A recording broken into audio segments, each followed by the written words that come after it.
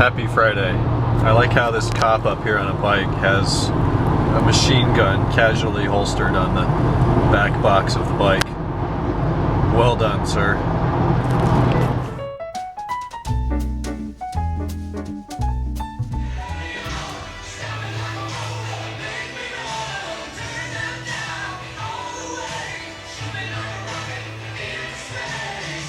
So we'll start here. Tomorrow's gonna be a bitch day on this car. We're doing rear differential bushings. They're cracked. It's the worst thing about this car. Let me get a light up in here. Although with the T5, I'm guessing it's just not gonna focus this close. Can you tell? They're cracked. We'll show you tomorrow. So I've been doing some preliminary work here tonight. Got the center exhaust brace off. Axles are disconnected from the differential. Chassis braces are off. What else did I do? O2 sensors are disconnected, wires hanging, because step one is exhaust removal. The mufflers are only being held in with 2 nuts for each muffler right now, so they should come out easily tomorrow. The center mount is gone, so it's not even supported there, and then up front I got 2 or 3 of the 8 fasteners out. The other ones are stuck, round, stripped. It's going to be miserable. We're going to have to use heat and a grinding cutting wheel tomorrow to cut those suckers off, as you usually do. Otherwise, then the exhaust will drop off. Then it's going to be drive shaft removal, which I've already disconnected the drive shaft from the differential. The differential is not even connected to anything right now, at least with any hardware. So we'll have to disconnect it up here, and then the CSB, which I have a new one coming in on Monday. It's going to be a long project on this car. Probably a week to 10 days by the time I get parts in and help and stuff. This is a customer car, a 2001 carbon black M5, completely loaded. Talking PDC, sunshades, split folding seats, M audio, every single option that was available on this car has. It's in here for a clutch and shifter rebuild. It's the worst feeling shifter I have ever felt in an M5 before. It just feels like a baseball bat and a box of marbles. Show you that later. Somebody replaced the rear subframe on this car. It's nice and shiny, and it even has a part number sticker on it. That must have been very expensive. I'm going to recommend new rear tires to the customer, as well as a wheel refinish. Otherwise, it's an Imola interior sport in okay shape. Bilsteins all around. Belly pan and fender liners are here. Really, the underside of this car, and mechanically, minus the bad clutch right now, is in really, really beautiful condition.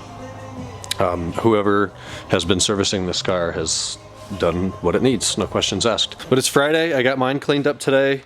You know, Friday's my day for that, so that's done. And I talked to a ton of people online today regarding parts and all that stuff. One of my many hats. I picked that up from Harbor Freight. We got a little wheelie stool now, which helped a lot doing the detail today. Otherwise, I've organized, put stuff that comes in boxes and cases down there. I got the new differential bushing tool down there on the left in the blue box. I did pick up a tap and die kit from Harbor Freight, so we're good for that now. Organized some stuff in here. We got tapes and glues and adhesives and gasket maker. Got a long extension cord. These are all the gear pullers. I have one of each size ready to go, and then those are just various parts from ones that we've broken. Blackstone kits and fasteners. It's coming together, it's just slow. Also did some work over here. I put all the coolant and distilled water and fluids down there, gloves and cleaning agents, and then more cleaning agents, lubricants, some paint, towels, and that's all oil filters and extra towels and more extra towels. You get a shit ton of those when you're running a whole shop like this. So it's Friday at 6:45. I'm gonna head out of here. Talk to you on the road or from home. Guess where the camera was? Euro pocket, that's right. So let's flip around.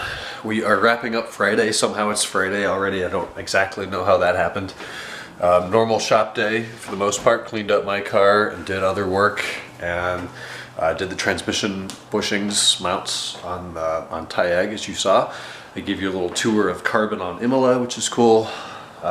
Tomorrow's going to be the crazy day trying to do those diff bushings. Now, I've never done diff bushings before. I've had them done on my own car.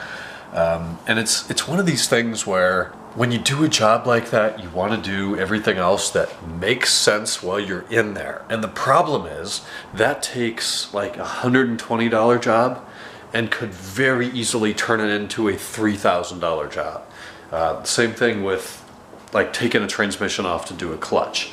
When you decide to do a clutch, now it makes sense to do, at the bare minimum, a rear main seal, a flex disc, center support bearing, a drive shaft CV joint, transmission bushings. That brings in motor mounts, a shifter rebuild, all of this extra stuff that truly and genuinely makes sense to do while you have the transmission out of there. Takes your $400 job in parts and turns it into like $2,000 in parts.